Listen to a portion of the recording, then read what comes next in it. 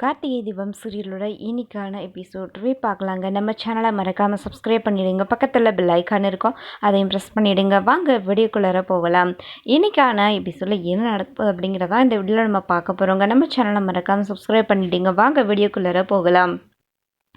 கோவிலில் கார்த்திக் அவங்க ஃபேமிலி இருக்கிற அதே இடத்துல தான் தீபாவும் இருக்காங்க. கோவிலில் கார்த்திக் வந்துட்டு இந்த மேரேஜ் வேணாம் அப்படின்னு சொல்லி நாச்சியார்கிட்ட எல்லா உண்மைகளையுமே சொல்லிடுறாங்க.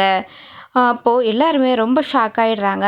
நாச்சியாருக்கு பயங்கர ஷாக்கிங்காக இருக்குது இந்த ஒரு விஷயம்.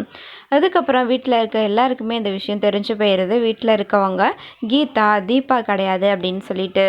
அதுக்கப்புறம் நம்ம நாச்சியார் வந்து கீதா கிட்ட மன்னிப்பு கேட்குறாங்க. உங்களோட சம்மதம் இல்லாமல் நான் இந்த கல்யாணத்தை ஏற்பாடு பண்ணிட்டேன். அதுவும் தீபா அப்படின்னு நினச்சி தான் நான் இதை ஏற்பாடு பண்ணேன். ஸோ என்னை மன்னிச்சிருமா அப்படின்ற மாதிரி பேசுகிறாங்க நாச்சியார். அதெல்லாம் ஒன்றும் இல்லை ஆண்டி, விடுங்க, பரவாயில்ல. நீங்கள் உங்கள் பையன் மேலேயும் மருமக மேலேயும் எவ்வளோ பாசம் வச்சுருக்கீங்க அப்படிங்கிறத நான் இதிலே தெரிஞ்சுக்கிட்டேன். உங்கள் மருமக ரொம்ப கொடுத்து வச்சவங்கன்ற மாதிரி ரொம்பவே சூப்பராக போச்சு இந்த சீன்னு சொல்லலாம்.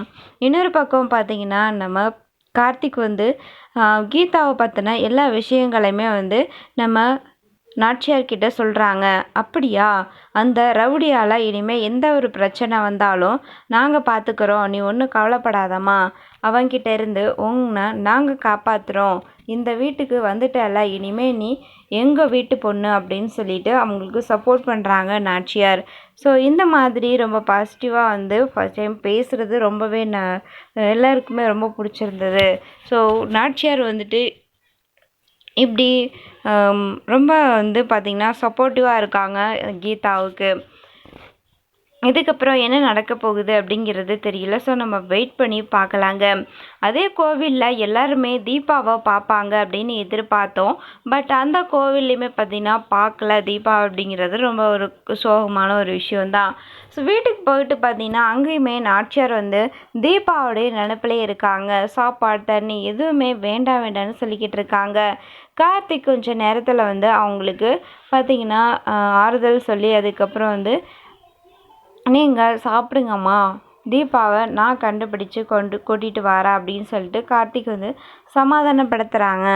நாச்சியார் வந்து சமாதானம் ஆகவே இல்லை. ஸோ எப்படியாச்சும் தீபாவை கூட்டிகிட்டு வாப்பா, அவள் இந்த வீட்டில் இருக்கணும், அவள் இந்த வீட்டுக்கு ஏற்ற மருமக, ஸோ அவள் இல்லாதது ரொம்ப கஷ்டமாக இருக்குன்ற மாதிரி நாச்சியார் ரொம்ப ஃபீல் பண்ணிக்கிட்டு இருக்காங்க.